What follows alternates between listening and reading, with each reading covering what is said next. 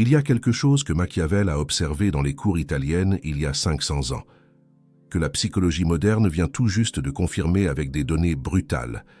Les personnes bonnes, aimables, celles qui font toujours passer les autres en premier, ont plus de chances de finir ruinées, pas parce qu'elles sont plus généreuses avec leur argent, pas parce qu'elles dépensent plus pour les autres, mais parce que leur propre personnalité les condamne à prendre des décisions financières qui détruisent leur avenir. En 2018, la Société française de psychologie a publié une étude qui a révélé que l'amabilité était associée à une épargne moindre, un endettement plus élevé et des taux de non-remboursement plus importants. Et voici le plus brutal. Cette relation était beaucoup plus forte pour les individus à faible revenu, ceux qui n'ont pas les moyens financiers de compenser l'impact préjudiciable de leur personnalité agréable. Machiavel le savait. Il a écrit que le dirigeant qui veut se maintenir au pouvoir doit apprendre à ne pas être bon et à utiliser ou non cette compétence selon ce que la nécessité lui dicte. La bonté sans stratégie n'est pas une vertu, c'est de la stupidité déguisée en morale. Aujourd'hui, vous allez comprendre pourquoi, et ce que vous allez découvrir changera fondamentalement la façon dont vous vous rapportez à votre propre générosité. Commençons par quelque chose que personne ne vous a probablement jamais dit directement. Votre bonté a un prix, et ce prix, vous ne le payez pas immédiatement. Vous le payez en silence, pendant des années, pendant que les autres progressent, et que vous vous demandez pourquoi vous finissez toujours dans la même position. Pourquoi vous donnez tellement et recevez si peu? Pourquoi les personnes que vous avez aidées hier ne se souviennent même pas de vous aujourd'hui? Le modèle de personnalité des 5 facteurs, qui est le plus validé en psychologie, inclut un trait appelé amabilité ou agréabilité. Les personnes qui obtiennent un score élevé sur ce trait sont généralement caractérisées comme amicales, patientes et coopératives, privilégiant fréquemment les besoins des autres aux leurs. Cela semble admirable, et c'est exactement le problème. Parce que pendant que vous privilégiez les besoins des autres privilégient les leurs. Et dans un monde où les ressources sont limitées, où les opportunités ne se répètent pas indéfiniment, où le temps est l'actif le plus rare qui existe, votre générosité sans stratégie vous vole votre propre avenir. Des études d'Antoine Lambert et ses collègues, publiées dans la Revue européenne de psychologie sociale, ont révélé que les hommes qui obtenaient des scores inférieurs à la moyenne en amabilité gagnaient environ 18% de plus que les hommes aimables. 18%. C'est presque un 1/5 de votre revenu potentiel que vous perdez pour être trop bon. Et ce n'est pas parce que les moins aimables sont meilleurs dans leur travail. C'est parce qu'ils négocient plus agressivement leur salaire. Ils défendent avec plus de force leur promotion. Ils privilégient leur avancement aux relations. Pendant que vous aidez votre collègue avec son projet, il est dans le bureau du patron, en train de vendre ses propres réalisations. Calmez-vous, car ce n'est pas un argument pour que vous deveniez cruel. C'est un argument pour que vous cessiez d'être stupide. Machiavel n'a jamais dit que la cruauté était une vertu. Il a dit que l'incapacité d'utiliser la cruauté quand elle est nécessaire est une faiblesse. Et il a dit quelque chose d'encore plus profond, qu'il est préférable d'être craint qu'aimé, si vous ne pouvez pas être les deux. Mais ce dont vous devez absolument vous prémunir, c'est d'être méprisé. La personne bonne sans stratégie n'est pas crainte.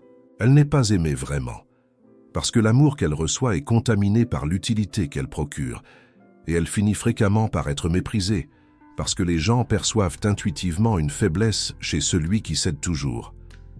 Il y a une recherche de 2024 qui l'explique parfaitement. Pierre Dubois, dans un essai intitulé « Altruisme stratégique, les racines machiavéliques de la bonté humaine », soutient qu'une grande partie de notre comportement social est enracinée dans la gestion de la réputation.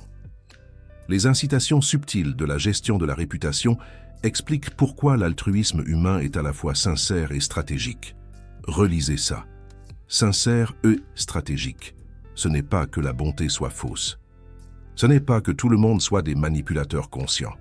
C'est que l'évolution nous a conçus pour équilibrer les demandes et les tensions de paraître bons, tout en protégeant nos propres intérêts.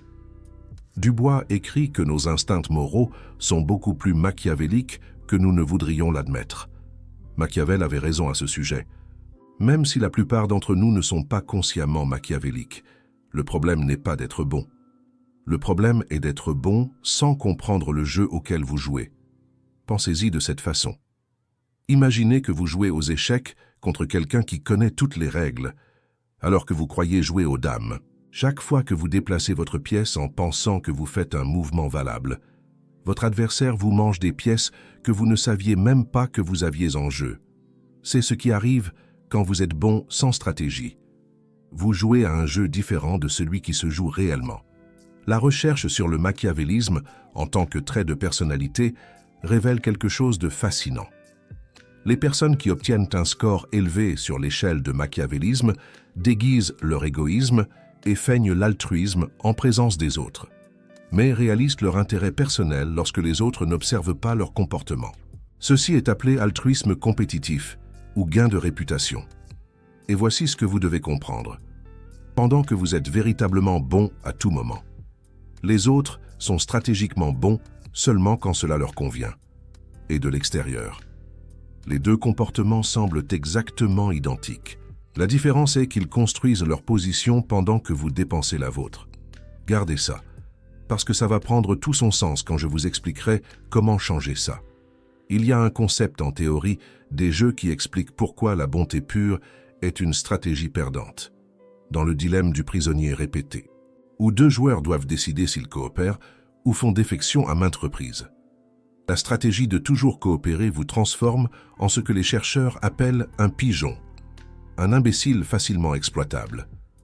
La stratégie la plus réussie à long terme n'est pas toujours de coopérer. Ce n'est pas non plus toujours de faire défection.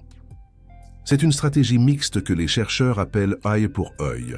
Vous commencez par coopérer, et ensuite, vous vous contentez de reproduire ce que l'autre joueur a fait au tour précédent. S'ils coopèrent avec vous, vous coopérez. S'ils vous trahissent, vous trahissez. C'est de la bonté conditionnelle. C'est de la réciprocité stricte.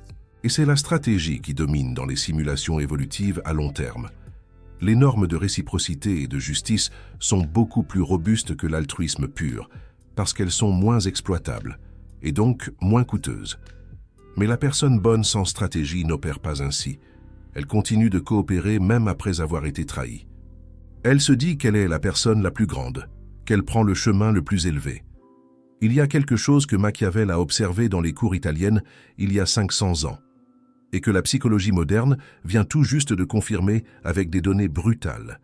Les personnes bonnes, aimables, celles qui font toujours passer les autres en premier, ont plus de chances de finir sur la ruine.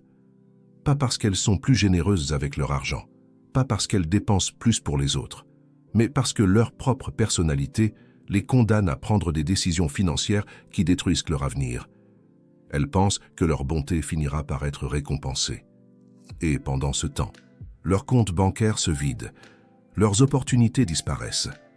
Leur temps est consommé à aider des personnes qui ne leur rendront jamais l'appareil. Machiavel a observé cela dans les cours florentines de la Renaissance. Il a écrit que les hommes sont ingrats, volubiles, menteurs, évitant le danger et avides de gains. Tant que tu leur fais du bien, ils sont entièrement tiens. Ils t'offrent leur sang, leurs possessions, leur vie et leurs enfants, quand le besoin est loin. Mais quand le besoin s'approche, ils se retournent contre toi. 500 ans plus tard, la psychologie confirme exactement la même chose. Des chercheurs ont découvert que le cerveau des personnes machiavéliques recrute plus de ressources neurales que le comportement honnête, surtout lorsque les manipulateurs sont confrontés à un partenaire coopératif comme victime potentielle. Les machiavéliques doivent inhiber la norme de réciprocité et de plus, générer une réponse opposée. En d'autres termes, être bienveillant est l'état naturel du cerveau humain. Être stratégiquement égoïste demande un effort cognitif additionnel. La bonne nouvelle, c'est que tu as ce mécanisme. La mauvaise nouvelle, c'est que tu ne l'utilises probablement pas. Laisse-moi te raconter quelque chose que tu reconnaîtras probablement. Tu as aidé quelqu'un avec quelque chose d'important. Tu as consacré des heures. Tu as sacrifié ton propre temps. Peut-être même ton propre argent. Et quand tu as eu besoin de quelque chose de similaire, cette personne n'était pas disponible. Elle avait des excuses. Elle avait d'autres priorités. Et au lieu d'ajuster ton comportement futur envers cette personne, tu t'es dit que c'est comme ça que sont les gens, que tu ne dois rien attendre en retour, que la bonté est sa propre récompense. Ce n'est pas de la philosophie élevée, c'est un mécanisme de défense pour éviter la douleur d'admettre que tu as été utilisé. La recherche montre qu'être aimable et confiant a des coûts financiers, surtout pour ceux qui n'ont pas les moyens de compenser l'impact de leur personnalité. Et voici le plus brutal. Les personnes très agréables compromettent fréquemment leurs propres besoins pour les autres. Elles ne négocient pas, elles ne demandent pas, elles n'exigent pas. Et quand elles le font, elles se sentent coupables. Cette culpabilité est le mécanisme de contrôle qui te maintient à ta place. Mais attends, parce qu'il y a quelque chose de plus profond ici. La bonté qui n'a pas de limite n'est pas vraiment de la bonté. C'est de l'évitement de conflits déguisés en vertu. Pense-y. Quand tu dis oui à tout, quand tu es toujours disponible, quand tu n'établis jamais de conditions, tu n'es pas bienveillant, tu achètes de l'approbation, tu évites l'inconfort que quelqu'un se fâche contre toi ou te rejette. Machiavel a écrit que les hommes offensent plus celui qu'ils aiment que celui qu'ils craignent. Pourquoi? Parce qu'ils savent que celui qui aime pardonnera, celui qui craint ripostera. Si tu es connu comme quelqu'un qui pardonne toujours, qui donne toujours des secondes chances, qui n'a jamais de conséquences réelles pour celui qui te maltraite, tu entraînes activement les personnes à te maltraiter. Ce n'est pas que tu attires des personnes mauvaises, c'est que ton comportement sélectionne les personnes qui profitent de ta bonté et élimine celles qui respecteraient les limites. Parce que ces personnes ne peuvent même pas trouver tes limites. Des études de 2024 sur la personnalité machiavélique montrent que ce trait dénote une habileté manipulatrice, une astuce et un désir de gagner du pouvoir par tous les moyens possibles. Mais voici ce qui est intéressant. Tu n'as pas besoin de devenir un manipulateur pour te protéger d'eux. Tu as juste besoin d'arrêter d'être une cible facile. Les personnes ayant un haut niveau de machiavélisme identifient les cibles selon des signaux spécifiques. Elles recherchent des personnes qui évitent le conflit, des personnes qui valorisent l'harmonie au détriment de la justice, des personnes dont l'estime de soi dépend d'être perçue comme bonne, et quand elles trouvent ce profil, elles l'exploitent systématiquement. Pas parce qu'elles sont malveillantes, simplement parce qu'elles le peuvent, parce que le coût de t'exploiter est faible et le bénéfice est élevé. Ton travail n'est pas de changer ces personnes. Ton travail est de changer le calcul coût-bénéfice qu'elles font quand elles interagissent avec toi. Cela requiert une stratégie. Maintenant, je vais te donner le cadre dont tu as besoin. Machiavel n'a jamais dit que tu devais arrêter d'être bienveillant. Il a dit que la bonté est un outil, pas une identité, qu'elle doit être utilisée quand elle est utile et retenue quand elle est nuisible. Il y a 3 catégories dans lesquelles tu peux diviser tes actes de bonté. Première catégorie, bonté envers les personnes qui ont fait preuve de réciprocité. Ce sont des personnes qui, dans le passé, t'ont rendu des services, qui ont été présentes quand tu en avais besoin, qui ont démontré par des actions, pas des mots, qu'elles valorisent la relation. Pensez à votre amie d'enfance Sophie ou à votre collègue Julien qui vous a toujours soutenu dans vos projets. Avec ces personnes, sois aussi bienveillant que tu le souhaites. Les preuves suggèrent que la générosité dans les relations réciproques renforce les liens et génère des avantages mutuels à long terme. Deuxième catégorie, bonté envers les personnes nouvelles ou non éprouvées. C'est ici que tu dois implémenter la stratégie œil pour œil. Commence par un acte de bonté modéré. Ne donne pas tout, ne sacrifie rien de significatif, étends simplement une offre raisonnable de coopération. Et après, observe, si elles rendent l'appareil, tu peux augmenter. Si elles ne rendent pas l'appareil, tu réduis. Si elles exploitent, tu coupes. Il n'y a pas de seconde chance pour les personnes qui ont déjà montré qui elles sont. Comme l'a dit Maya Angelou, quand quelqu'un te montre qui il est, crois-le la première fois. Troisième catégorie, bonté envers les personnes qui t'ont déjà exploité. 0. Pas de bonté stratégique, pas d'opportunité de rédemption, pas de seconde chance. Ce n'est pas de la cruauté, c'est de l'économie de base de ressources limitées. Ton temps, ton énergie, c'est ton argent, ton attention, tout cela est fini. Chaque unité que tu dépenses pour quelqu'un qui t'a exploité est une unité que tu ne peux pas investir dans quelqu'un qui le mérite. Machiavel a écrit « Les hommes doivent être ou caressés ou écrasés, parce qu'ils peuvent venger des blessures légères, mais pas des blessures graves. Le dommage que tu fais à un homme doit être tel que tu n'aies pas besoin de craindre sa vengeance. La version moderne de ceci est « Si tu vas couper quelqu'un de ta vie, coupe-le complètement. Ne laisse pas d'espace pour qu'il revienne t'exploiter encore une fois. Maintenant, vient quelque chose qui va probablement te mettre mal à l'aise. La bonté stratégique requiert que tu acceptes une vérité inconfortable sur toi-même. Tu as utilisé la bonté comme une transaction en coulisses. Tu donnais en espérant recevoir, mais tu ne l'admettais jamais, même à toi-même. Et quand tu ne recevais pas, tu te sentais victime au lieu de sentir que tu avais fait une mauvaise affaire. C'est plus malhonnête que le machiavélique qui cherche ouvertement son bénéfice. Au moins, le machiavélique est clair sur ses motifs. Tu faisais exactement la même chose, mais caché derrière une narrative de bonté désintéressée. La bonté stratégique t'oblige à être honnête. Oui, je fais ça en espérant la réciprocité. Oui, je vais évaluer si la réciprocité arrive. Oui, je vais ajuster mon comportement basé sur les preuves. Ce n'est pas de l'égoïsme, c'est de la maturité. Une étude de 2024 sur l'altruisme a révélé que les personnes très empathiques aident plus, mais sont aussi plus susceptibles de souffrir de fatigue compassionnelle et d'épuisement. Les personnes qui aident peuvent se sentir submergées et surchargées en assistant d'autres personnes en situation de stress. La bonté sans limite ne vous nuit pas seulement financièrement. Elle vous nuit psychologiquement. Elle vous consume. Elle vous épuise. Elle vous laisse sans rien à donner aux personnes qui comptent vraiment. Cela vous inclut vous-même. Parce que voici quelque chose que personne ne dit.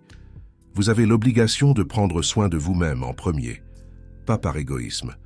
Parce que si vous vous détruisez en aidant les autres, au final, vous ne pourrez aider personne. Dans les avions, on vous dit de mettre votre masque à oxygène en premier avant d'aider les autres. Pourquoi? Parce que si vous vous évanouissez par manque d'oxygène, non seulement vous ne pouvez pas aider, mais vous devenez une autre personne qui a besoin d'être secourue. Votre bonté sans stratégie vous prive d'oxygène. Laissez-moi vous donner maintenant le protocole spécifique. Première étape, audit de bonté. Au cours des 2 prochaines semaines, tenez un registre de chaque acte de bonté que vous faites. Pas seulement les grands, aussi les petits. Chaque fois que vous faites quelque chose pour quelqu'un que vous n'étiez pas obligé de faire. À côté de chaque acte, écrivez 2 choses, ce que vous espériez recevoir en échange, même inconsciemment, et ce que vous avez réellement reçu. La plupart des gens découvrent qu'ils espéraient beaucoup plus qu'ils ne l'admettaient, et qu'ils recevaient beaucoup moins qu'ils ne le méritaient. Deuxième étape, classement des relations. Prenez toutes vos relations significatives et classez-les en 3 groupes. Groupe A, relations réciproques où vous donnez et recevez de manière équilibrée à long terme. Groupe B, relations nouvelles ou non éprouvées, où vous n'avez pas encore suffisamment de preuves.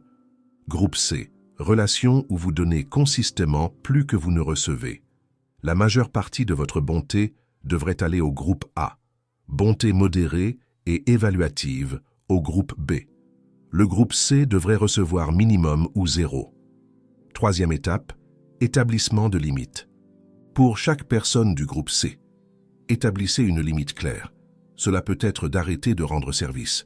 Cela peut être de répondre plus lentement. Cela peut être simplement de dire non. La limite n'a pas besoin d'être dramatique. Elle a juste besoin d'être consistante. Et voici la partie difficile. Lorsque ces personnes réagissent négativement à votre nouvelle limite, et elles le feront, ne cédez pas. Leur réaction négative ne signifie pas que vous êtes méchant. Cela signifie que vous cessez d'être exploitable. Et cela les dérange parce qu'elles doivent maintenant chercher un autre pigeon. Quatrième étape, recalibrage de la narration interne. Changez l'histoire que vous vous racontez sur vous-même. Vous n'êtes pas une personne bonne. Vous êtes une personne stratégique qui utilise la bonté comme un outil parmi d'autres. Vous n'êtes pas généreux par nature. Vous êtes intelligent sur quand, comment et avec qui être généreux. Vous n'évitez pas le conflit parce que vous êtes pacifique. Vous choisissez vos batailles parce que vous comprenez que le conflit mal choisi gaspille des ressources. Ce changement de narration est crucial parce que votre comportement suit votre identité. Si votre identité est d'être la personne bonne, vous ne pouvez pas cesser de donner sans avoir l'impression de vous trahir vous-même. Mais si votre identité est d'être une personne stratégique et efficace, la bonté sélective devient compatible avec qui vous êtes. 5e étape, suivi des résultats. Après un mois de mise en œuvre de ces changements, évaluez. Comment se sentent vos relations du groupe A? Se sont-elles améliorées parce que vous avez plus de ressources à investir en elles? Comment les personnes du groupe B ont-elles réagi à votre bonté conditionnelle? Celles qui ont rendu l'appareil peuvent passer au groupe A. Celles qui ne l'ont pas fait restent en évaluation ou descendent au groupe C. Et celles du groupe C, probablement que certaines ont déjà disparu de votre vie. Ce n'est pas une perte, c'est une libération. Ce protocole est simple, mais il n'est pas facile, parce que vous allez faire face à de la résistance, non seulement de la part des autres, mais de vous-même. Votre cerveau est habitué à la dopamine de se sentir une bonne personne. Lorsque vous cessez de donner indistinctement, vous allez ressentir un sevrage. Vous allez sentir que vous faites quelque chose de mal. Ce n'est que l'ancien schéma qui proteste. Les neurosciences montrent que changer des schémas de comportement enracinés prend entre 21 et 66 jours de pratique consistante pour consolider de nouveaux circuits. Vous reprogrammez littéralement votre cerveau pour fonctionner différemment. Machiavel a écrit que celui qui souhaite prévoir ce qui va arriver doit consulter ce qui s'est passé. Parce que toutes les choses de ce monde, en tout temps, ont leur contrepartie dans l'Antiquité. Les schémas humains ne changent pas. Ce qui change, c'est votre position dans ces schémas. Vous pouvez continuer à être la personne bonne qui finit exploitée, ruinée et rancunière, ou vous pouvez être le stratège qui utilise la bonté comme un outil, pas comme une chaîne. Machiavel n'était pas un monstre. C'était un réaliste qui a observé comment les êtres humains fonctionnent réellement et a écrit à ce sujet sans filtre moralisateur. Et la vérité qu'il a observée reste vraie 500 ans plus tard. La bonté sans pouvoir est impuissance. Le pouvoir sans bonté est tyrannie. Mais la bonté combinée à la stratégie est une influence durable. C'est ce à quoi vous devriez aspirer, pas à être le plus bon, à être le plus efficace. Et, depuis cette efficacité, être bon avec ceux qui le méritent. Vous venez de recevoir quelque chose que la plupart des gens n'entendent jamais directement. La vérité brutale sur pourquoi votre bonté vous coûte votre avenir. Peu de chaînes ont l'honnêteté de vous dire cela parce que ça sonne mal. Parce que ça va contre la narration selon laquelle être bon gagne toujours. Parce que ça incommode. Mais vous êtes ici parce que quelque chose en vous savait déjà qu'il y avait un problème. Que quelque chose ne fonctionnait pas. Le Super Thanks là en bas n'est pas seulement un soutien financier. C'est votre déclaration que vous comprenez le jeu, que vous êtes prêt à jouer stratégiquement au lieu de continuer à être exploité. Lorsque vous cliquez sur ce cœur doré, vous dites que la bonté sans stratégie, c'est fini, que vous allez être intelligent sur l'endroit où vous mettez votre générosité. Vous n'êtes pas seulement un spectateur, vous êtes quelqu'un qui s'éveille au jeu réel du pouvoir. Faites partie de ceux qui choisissent de gagner, pas seulement d'être bon. Maintenant, je veux que vous pensiez à quelque chose. Il y a une personne spécifique dans votre vie qui a exploité votre bonté. Je ne vais pas vous demander de la nommer, mais vous savez qui c'est. Peut-être un membre de votre famille, peut-être un ami, peut-être un collègue. Cette personne a pris plus qu'elle n'a donné pendant des mois, voire des années, et vous avez continué à donner parce que vous vouliez être la personne la plus grande, ou parce que vous ne vouliez pas de conflit, ou parce que vous espériez qu'elle finirait par changer. Machiavel avait quelque chose à dire sur le fait d'espérer que les gens changent. Il a écrit que celui qui construit sur le peuple construit sur l'argile. Mais il a aussi écrit que le dirigeant prudent doit choisir des hommes sages pour le conseiller et leur donner la liberté de lui dire la vérité. La leçon est double. N'attendez pas que la masse change, mais entourez-vous de personnes qui ont déjà prouvé leur valeur. Cette personne à laquelle vous pensiez il y a un instant ne fait pas partie de votre conseil de sages. Elle fait partie de la boue. Et la boue ne se transforme pas en roc par la simple force du désir. Il y a un moment dans l'exil de Machiavel qui illustre parfaitement ce dont nous parlons. En 1512, après que les Médicis aient repris Florence, Machiavel fut démis de ses fonctions, emprisonné, torturé et finalement exilé dans sa petite propriété à San Casciano. Il avait consacré 14 années de service loyal à la République florentine. Et quand il est tombé, presque personne ne l'a aidé. Les personnes qu'il avait servies, les politiciens avec lesquels il avait travaillé, les contacts qu'il avait cultivés, presque tous ont disparu. Ils avaient peur de s'associer à quelqu'un tombé en disgrâce auprès des nouveaux dirigeants. Machiavel aurait pu passer le reste de sa vie amer. Il aurait pu blâmer l'ingratitude humaine et sombrer dans le ressentiment. Au lieu de cela, il a utilisé cet exil pour écrire Le Prince, le livre qu'il a immortalisé, le traité que, 500 ans plus tard, nous continuons d'étudier. Il n'a pas écrit un livre sur la façon d'être bon. Il a écrit un livre sur la façon dont le pouvoir fonctionne vraiment. Et la raison pour laquelle il l'a écrit, c'est précisément parce qu'il avait été bon sans stratégie, et il en a payé le prix. Sa perte s'est transformée en son héritage. Mais voici ce qui est important. Vous n'avez pas besoin de tout perdre pour apprendre cette leçon. Vous pouvez apprendre de Machiavel sans répéter son erreur. Le jeu auquel vous jouez est le même jeu qu'il a observé. Les règles n'ont pas changé. Seuls les déguisements changent. La question n'est pas de savoir si vous allez jouer. Vous jouez déjà. La question est de savoir si vous allez jouer consciemment, ou si vous allez continuer à laisser les autres vous utiliser comme un pion, alors qu'ils croient que vous êtes le bon samaritain qui est toujours disponible. Machiavel a choisi d'écrire la vérité, même s'il savait qu'elle serait controversée. Vous pouvez choisir de vivre la vérité, même si vous savez qu'elle sera inconfortable. La bonté sans stratégie est stupidité. Machiavel le savait. La Société française de psychologie le confirme. Et maintenant, vous le savez aussi. La question est, qu'allez-vous faire avec ça? Maintenant, je veux savoir ce que vous en pensez. Cette vidéo vous a révélé pourquoi la bonté sans stratégie vous détruit financièrement et émotionnellement. Vous le soupçonniez déjà. Ou est-ce une révélation complète? Team altruiste stratégique ou team naïf et bon? Commentez ci-dessous quel est votre camp. Et si vous avez le courage, racontez l'histoire de quelqu'un qui a exploité votre bonté et ce que vous avez fait ou ce que vous allez faire différemment maintenant. Les commentaires les plus honnêtes sont ceux qui aident le plus les autres à se réveiller.